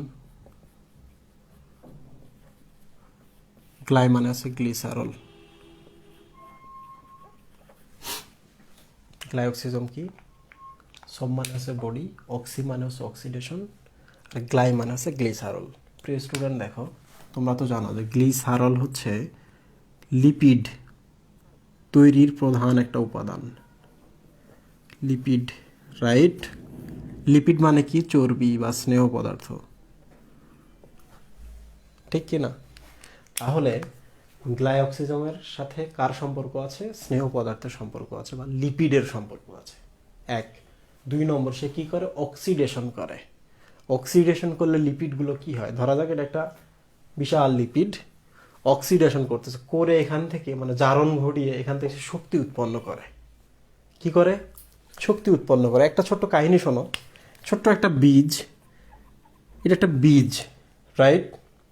তো বীজের মধ্যে তুমি যদি এতটুকু একটা অংশ, তোমাকে আমি বললাম এই বীজটা একদিন অঙ্কুরিত হয়ে দুটো পাতা তৈরি করবে। এটা এখন কি অবস্থায় আছে? বীজ অবস্থায় আছে, একদিন এরকম হবে। তুমি এক কাজ করো, এটার ভেতরে কার্বোহাইড্রেট রাখার সুযোগ দিলাম এবং লিপিড রাখার সুযোগ দিলাম, তুমি কোনটা রাখবা? সহজ কোনটা? আমরা বলি না তেল বীজ, সয়াবিন তেল বীজ, সরিষা তেল বীজ। তাহলে দেখো, লিপিডটা যদি আমি রাখি তাহলে অল্প একটু রাখলাম, কারণ এখান থেকে দ্বিগুণ শক্তি উৎপন্ন হয়। এটা যদি রাখি তাহলে, এটা যদি একটুকু রাখতাম লিপিড, তাহলে আমাকে একটুকু রাখতে হবে কার্বোহাইড্রেট। তাহলে সুবিধা কোনটা? বীজ যেহেতু ছোট, তাহলে লিপিড রাখা সুবিধা, তাই না? তাহলে একটা বীজের ভেতরে কি থাকে? এটা লিপিড থাকে। তাহলে গ্লাইওক্সিজমের কাজ কি? অক্সিডেশন ঘটানো লিপিডটার। অক্সিডেশন যদি ঘটায়, এখান থেকে কি উৎপন্ন হয়? এটিপি উৎপন্ন হয়, শক্তি। এটিপি যদি উৎপন্ন হয়, তাহলে এই বীজটার কোষগুলো বা এখানে যে ওই যে ভ্রূণটা আছে, ভ্রূণটা শক্তিগুলো খেতে পারে। খেতে পারলে সে ধীরে ধীরে বড় হওয়া শুরু হয়। একদিন তো তার পাতা গজাবে, পাতা যখন গ্রিন হবে বা সবুজ হবে, তখন আর কিন্তু গ্লাইওক্সিজমের প্রয়োজন তার ততটা পড়বে না, রাইট? কেন পড়বে না? কারণ এখন সে সালোক সংশ্লেষণ করে নিজে শক্তি উৎপন্ন করতে পারে। সেই শক্তি শর্করা উৎপন্ন করতে পারে, শর্করাটা শক্তিতে রূপান্তর করতে পারে, নিজে খেতে পারে। বাট যখন সে এটা ছিল না, তখন সে তার গ্লাইওক্সিজমের দরকার ছিল, গ্লিসারল বা লিপিডকে অক্সিডেশনের মাধ্যমে ভেঙে যেন সে শক্তি উৎপন্ন করতে পারে। ক্লিয়ার? তাহলে এখন যদি জিজ্ঞেস করা হয় কিসের বিপাক ঘটায়, শর্করা, প্রোটিন, লিপিডের বিপাক ঘটায়, এক লাইনে আনসার কোনটা হবে? প্রশ্নটা আসতেই পারে। যদি গ্লিসারল, তাহলে লিপিডের বিপাক ঘটায় কি? গ্লাইওক্সিজম। শেষ। ওকে। ফ্যাটি অ্যাসিডগুলোকে সে বিপাক করে, ফ্যাটি অ্যাসিডগুলো সে ভেঙে ভেঙে শক্তি উৎপন্ন করে। আর কোন ধরনের কোষের মধ্যে গ্লাইওক্সিজম বেশি থাকবে? আর লিপিড যেহেতু আসতেছে, তাহলে তেল বীজগুলাতে বেশি বেশি থাকবে। তেল বীজ কি কি? সরিষার বীজ, তারপর হচ্ছে এগুলা। তো এখানে আমি একটা ছোট কথা বলে রাখি, ছত্রাক। তোমরা তো জানো ছত্রাকের সঞ্চিত খাদ্য হচ্ছে গ্লাইকোজেন, চর্বি, ভলিউটিন, তেল, রাইট? আছে কি না? লিপিড কি না? তাহলে ছত্রাক, ইস্ট বা নিউরোস্পোরা, এই টাইপের যে ছত্রাকগুলা, এদের মধ্যে গ্লাইওক্সিজম থাকবে কি না? কারণ এখানে চর্বি তেল আছে, তাহলে গ্লাইওক্সিজম থাকবে এদের। তাহলে ইস্টে কেন বেশি থাকে? কারণ ইস্টে বা ছত্রাকে চর্বি বা তেল থাকে, এগুলোকে বিপাক করে শক্তি উৎপন্ন করে ছত্রাকে খাওয়ায় দেয় কে? গ্লাইওক্সিজম। তো যে বিক্রিয়ার মাধ্যমে গ্লাইওক্সিজম বিপাক ঘটায়, এটার নাম হচ্ছে গ্লাই অক্সিলেট পাথওয়ে। ক্লিয়ার? বলো তোমরা বুঝতে পারছো কিনা? তোমাদের সাথে একটু কথা বলি।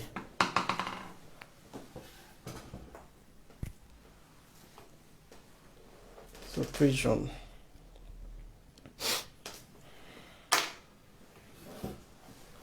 তোমরা একটু প্রশ্ন করো তো, দেখি আমি আনসার দিতে পারি কিনা। মহিলা প্রশ্ন করো, ফার্স্ট প্রশ্ন।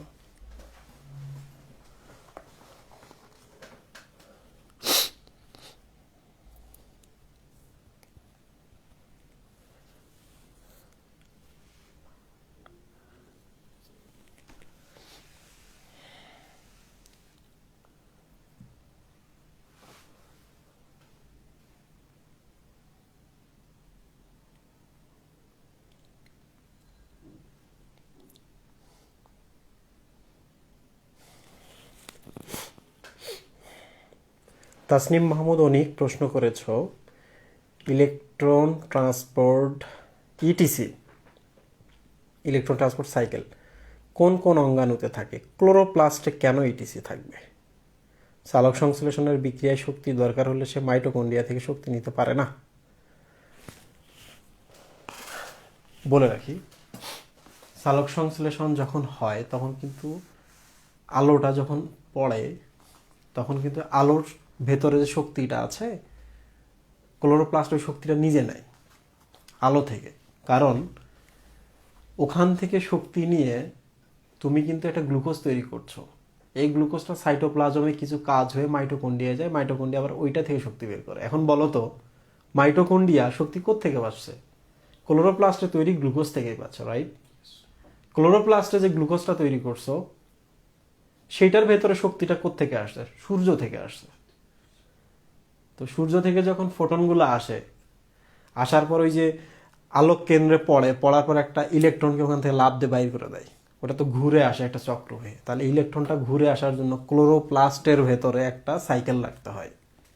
ওই যে মনে আছে না, ফিপলা, সাপলা, ফেনা, ফিওফাইটিন, প্লাস্টোকুইনন, সাইটোক্রোম, প্লাস্টোসায়ানিন, ফেরিডক্সিন, এনএডিপিএস রিডাক্টেস।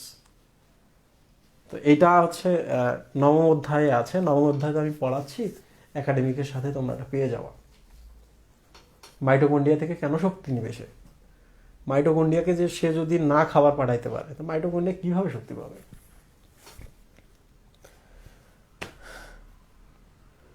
2 নম্বর প্রশ্ন, ভলিউটিন কি? মোহাম্মদ ইয়াসির আরাফাত বলেছ। ভলিউটিন হচ্ছে, মনে রাখো, যেহেতু এটা সঞ্চিত খাদ্য, তার মানে এটা একটা শক্তি, রাইট? শক্তি মানে কি? এটিপি, পিতে কি? Phosphate, right? তাহলে ধরে নেওয়া যেতে পারে যে ভলিউটিন সঞ্চিত খাদ্য মানে ফসফেট। তাহলে অনেকগুলো ফসফেটকে একসাথে রাখে, রাইট? দানা দানা করে রাখে। এগুলো ভাঙলে পরে শক্তি উৎপন্ন হয়। তাহলে ফসফেটের পলিমার হচ্ছে ভলিউটিন।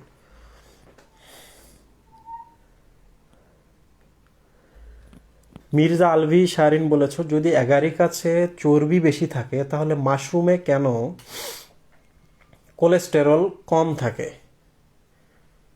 মির্জা আলভি শারিন বলেছ। দেখো, কোলেস্টেরল হচ্ছে লিপিডের একটা প্রকারভেদ। লিপিডের একটা প্রকারভেদ হচ্ছে কোলেস্টেরল। তার মানে অনেক ধরনেরই তো লিপিড আছে। কোলেস্টেরলটা হচ্ছে কম থাকতেই পারে, অন্য যেগুলো আছে এগুলো বেশি থাকবে, তাই না? এখানে তো স্পষ্ট করে বলাই আছে যে ছত্রাকে তেল থাকে বেশি, চর্বি থাকে বেশি। তো চর্বি তেল যেমন ভিন্ন জিনিস, দুটাই লিপিড। কোলেস্টেরলও একটা হচ্ছে লিপিড, সেটাও ভিন্ন জিনিস। সব ধরনের জিনিস তো একই রকম থাকতে পারে না, তাই না? 3 ভাইয়ের মধ্যে 1 ভাই তো খাটো হতেই পারে, 1 ভাই কালো হতেই পারে।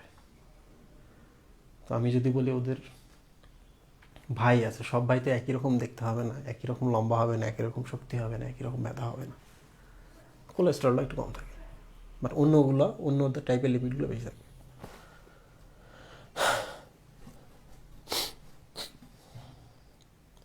আচ্ছা, বীজে ক্রোমোপ্লাস্ট কেন থাকে? লিউকোপ্লাস্ট থাকবার কথা না? দেখো, সব বীজে কিন্তু না। যে বীজগুলোর গায়ের রং হচ্ছে ধরো সবুজ, কিছু বীজ আছে না সবুজ, সিম বীজ, গায়ের রং সবুজ, তাহলে এখানে কি থাকে? এখানে ক্রোমোপ্লাস্ট থাকে না, এখানে ক্লোরোপ্লাস্ট থাকে। তারপর হচ্ছে বাদামের বীজের কথা চিন্তা করো, বীজের উপরে একটা লেয়ার আছে, বর্ণ আলাদা, স্বাভাবিকভাবে এখানে ক্রোমোপ্লাস্ট থাকবে, এটা অন্য রঙিন। তো বীজের বর্ণ যখন আলাদা আলাদা হয়, ধরা যাক একটা ফল থেকে একটা বীজ বের হয়েছে বা কোনো কিছু হয়েছে, পাখিরা রঙিন দেখলে, পতঙ্গরা জিনিসটা রঙিন দেখলে ওটার প্রতি আকৃষ্ট হয়ে ছড়ায় দেয়। তো এগুলো তো অভিযোজন, এগুলো তো বিবর্তনের ব্যাপার স্যাপার। এতে হচ্ছে প্রজাতিটা ছড়িয়ে পড়ে, টিকে থাকে। সব যদি বর্ণহীন হতো, কি হতো? তোমার গায়ের বর্ণ, বাঘের গায়ের বর্ণ, সাপের গায়ের বর্ণ, মাটির বর্ণ, দেয়ালের বর্ণ, আকাশের বর্ণ সব সেম হয়ে যেত, আলাদা করা যেত, ক্যামোফ্লেজ হতো।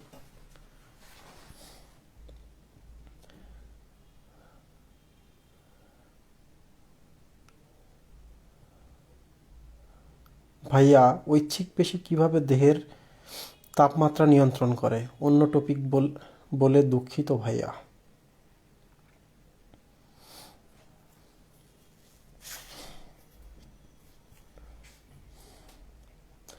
ভাই, ঐচ্ছিক পেশি কিভাবে দেহের তাপমাত্রা নিয়ন্ত্রণ করে? ঐচ্ছিক পেশিগুলো আমরা নাড়াচাড়া করি, পায়ের পেশিগুলো দিয়ে আমরা দৌড়াদৌড়ি করি, তাহলে এই পেশিগুলোর কিন্তু খাবার বেশি লাগবে না? তো খাবার বেশি থাকলে আমরা যখন ভাত খাই ওটা তো গ্লাইকোজেন হিসাবে কিছু যকৃতে জমা থাকে, তাহলে কিছু অংশ পেশিতেও জমা থাকবে, পায়ের পেশিতেও জমা থাকবে। তো তুমি যখন দৌড়াবা সাথে সাথে যেহেতু শক্তি লাগছে, এই জন্যই কিন্তু আমরা পেশিতেও কিছু গ্লাইকোজেন সঞ্চিত করে রাখছি। ওগুলো ভাঙবে আর এটিপি উৎপন্ন হবে, ভাঙবে এটিপি উৎপন্ন হবে। এখন বলো তো, ভাঙলে এটিপি উৎপন্ন হওয়া মানে কি? তাপ শক্তি তো উৎপন্ন হলো, তাহলে দেহের তাপ বাড়লো কিনা? তাহলে ঐচ্ছিক পেশি দেহের তাপ মাত্রা নিয়ন্ত্রণে ভূমিকা রাখে, কথাটা সত্য। এন্ডোপ্লাজমিক রেটিকুলামকে প্রোটিন লিপিডের অন্তবাহক কেন বলে? আব্দুল্লাহ আল বাঁধন। প্রশ্নটা আমি আসলে মানে যে লাইনটা তুমি বলছো, লাইনটার আমি দুই ধরনের ব্যাখ্যা দিই, কারণ আমি লাইনটা এক্স্যাক্ট মনে করতে পারছি না কোথায় আছে। সেটা হলো প্রোটিন এবং লিপিড,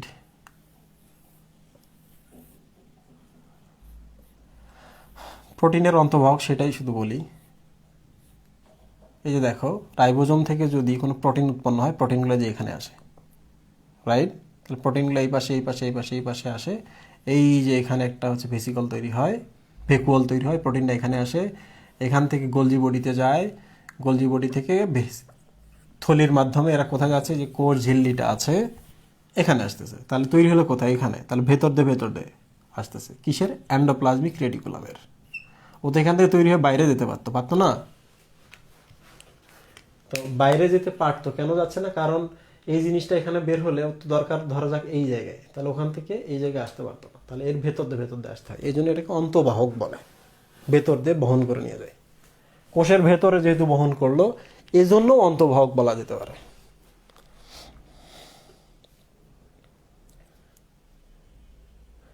বর্তমান বিউটি পার্লারে মাথার কালো চুলকে সোনালি করার কাজে ব্যবহার করা হয় H2O2। টি ফয়সাল আহমেদ বলেছেন। এটা কিভাবে কাজ করে? আই ডোন্ট নো, ব্যবহারটা আমি আসলে জানি না। তো লজিক্যাল ব্যাপার তো তোমরা জানোই, H2O2 কেন কাজ করে। H2O2 ময়লাকে দূরীভূত করতে পারে। বললাম না যে ক্ষত পরিষ্কারে আমরা H2O2 ব্যবহার করি। হতে পারে যে চুলের ময়লা টয়লা দূর করার পর, ওখানে আমরা রঙিন কিছু আমরা কাজ করলাম, রং টং লাগালাম, I don't know.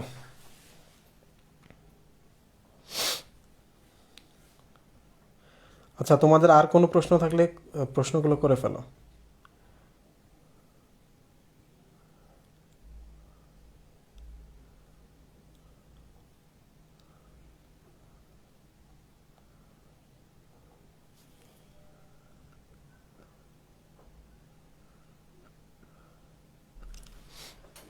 Sabikunnahar Bithi বলেছ যে ক্লোরোপ্লাস্টের মেমব্রেনে কেন ফসফোলিপিড থাকবে না? গ্লাইকোসিল গ্লিসারাইড থাকে কেন? ফসফোলিপিডও যেমন লিপিড, গ্লাইকোসিল গ্লিসারাইডও তেমনই লিপিড, তবে গাঠনিকভাবে একটু আলাদা হতে পারে। এর কারণ হতে পারে যে ক্লোরোপ্লাস্টে বিশেষ কোনো কাজে লাগে, আমি একটু দেখি।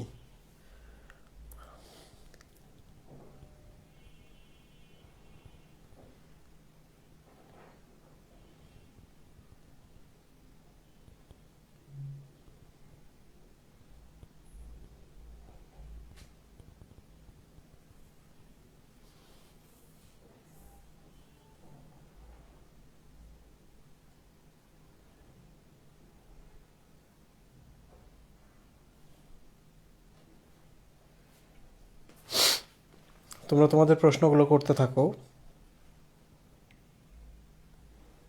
ও নো, কি ব্যাপার?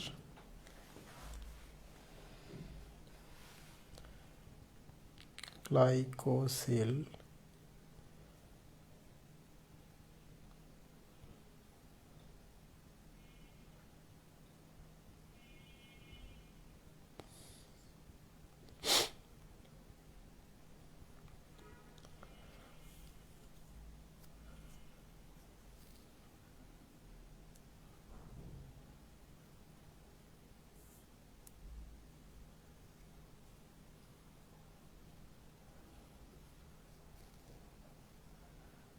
আচ্ছা, এটার আনসার আমি পরে দেবো গ্রুপে আমি হচ্ছে পোস্ট করে দেবো আনসারটা।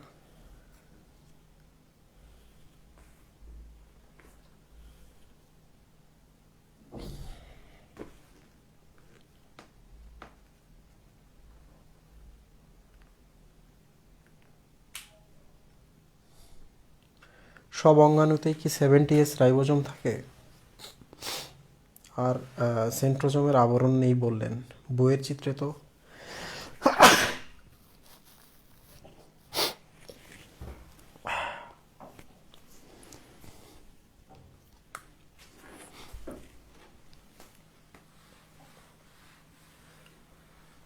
বইয়ের চিত্রে যে আবরণটা দেওয়া আছে এটা আসলে কোনো আবরণ নয়।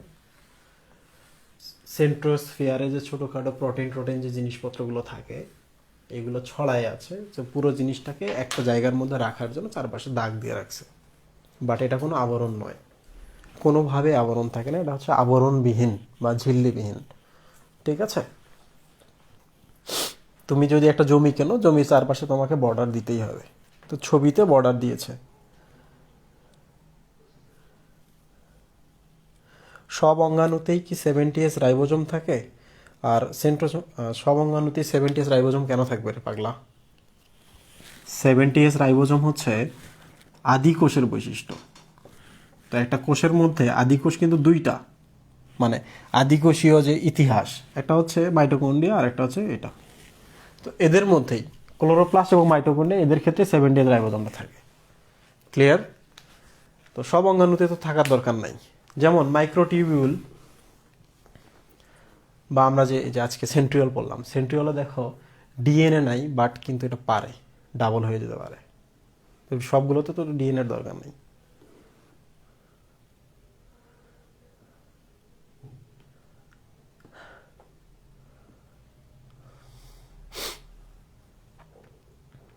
কই তোমাদের প্রশ্নগুলো আর একটু করতে থাকো। 1.5 ঘন্টা হয়নি, তাই না? আচ্ছা, আমি তোমাদের হচ্ছে কিভাবে কোষ রসায়ন, কোষ বিভাজন এগুলো দেওয়া যায়, তবে তোমাদের আমি একটু কথা বলে রাখি, এগুলো আমি একবার শুরুর দিকে ক্লাস নিয়েছিলাম, তখন আমি প্রথম অনলাইনে আসি, তো একটু হাস্যকর, একটু ফানি লাগতে পারে, একটু ইরিলেভেন্ট কথা কিছু আছে মাঝে, তো তোমরা এগুলা হচ্ছে মনে করে নিবা রাজীব ভাইয়ের সরলতা, হাসাহাসি করবো না এগুলো নিয়ে। ঠিক আছে, তোমাদের আর কিছু প্রশ্ন থাকলে একটু দ্রুত বলো।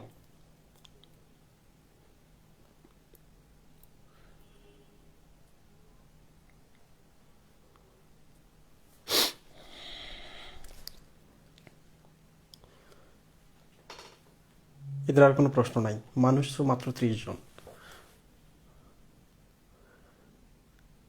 নেক্সট ডেতে কি ক্লাস হবে আমি তোমাদের জানিয়ে দিব, আর আমি তোমাদের অ্যাক্সেসের ব্যবস্থা করতেছি।